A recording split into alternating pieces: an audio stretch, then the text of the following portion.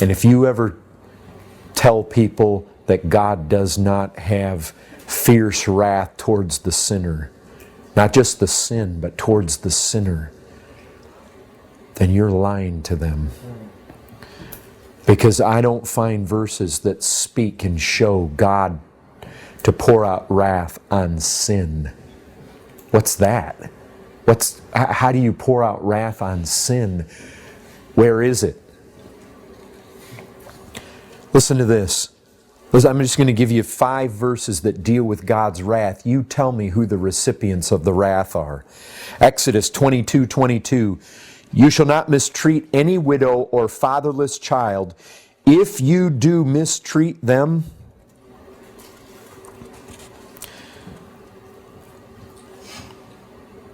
and they cry out to me, I will surely hear their cry, and my wrath will burn, and I will kill you with the sword. Leviticus 26:27. But in spite of this you will not listen to me, but walk contrary to me. Then I will walk contrary to you in fury. 2 Kings 22:13. For great is the wrath of the Lord that is kindled against us, because our fathers have not obeyed the words of this book and do according to all that is written concerning us. Ezra 8:22, the hand of our God is for good on all who seek Him, and the power of His wrath is against all who forsake Him. Psalm 21:8, your hand will find out all your enemies.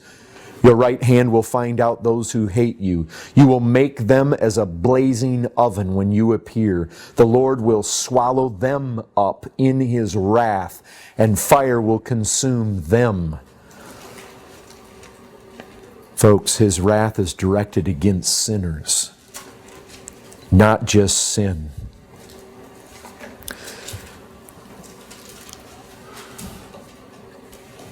Let me tell you something else about His wrath. It's fearful. There's no other way to put it. It is infinitely dreadful. So often it's likened to fire. I find various times it's likened to drinking a cup, even the dregs of the cup, which I think is where we get the picture that Christ uses when He's in the garden. If it was possible, He was praying to His Father that He would be delivered from that cup, a cup of wrath.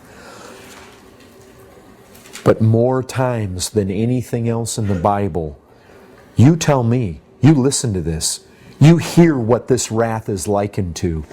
Exodus 15:7, you send out your fury, it consumes them like stubble. 2 Kings 53:26, the burning of His great wrath. Psalm 21:9, you will make them as a blazing oven when you appear. The Lord will swallow them up in His wrath, and fire will consume them. Isaiah 66:15, for behold, the Lord will come in fire, and His chariots like the whirlwind to render His anger in fury, and His rebuke with flames of fire. Jeremiah 4:4, circumcise yourselves to the Lord. Remove the foreskin of your hearts, O men of Judah and inhabitants of Jerusalem, lest my wrath go forth like fire, and burn with none to quench it because of the evil of your deeds. Ezekiel 21:31, I will blow upon you with the fire of my wrath. Ezekiel 38:19, my blazing wrath. Jeremiah 17:4, in my anger a fire is kindled that shall burn forever. Isaiah 30:30, in furious anger and a flame of devouring fire. Deuteronomy 32:22, for a fire is kindled by my anger, and it burns to the depths of Sheol, devours the earth and its increase, and sets on fire the foundations of the mountains. Deuteronomy 29:20, the anger of the Lord and His jealousy will smoke against that man. Folks, This is one of the most fearful verses that I have ever read in the Bible. Ezekiel 22:20. As one gathers silver and bronze and iron and lead and tin into a furnace to blow the fire on it in order to melt it, so I will gather you in my anger and in my wrath, and I will put you in and melt you. I will gather you and blow on you with the fire of my wrath, and you shall be melted in the midst of it. You know what? Man wants to ignore it. He wants to forget it. He wants to suppress it. And man likes to think, oh, my sin isn't that bad.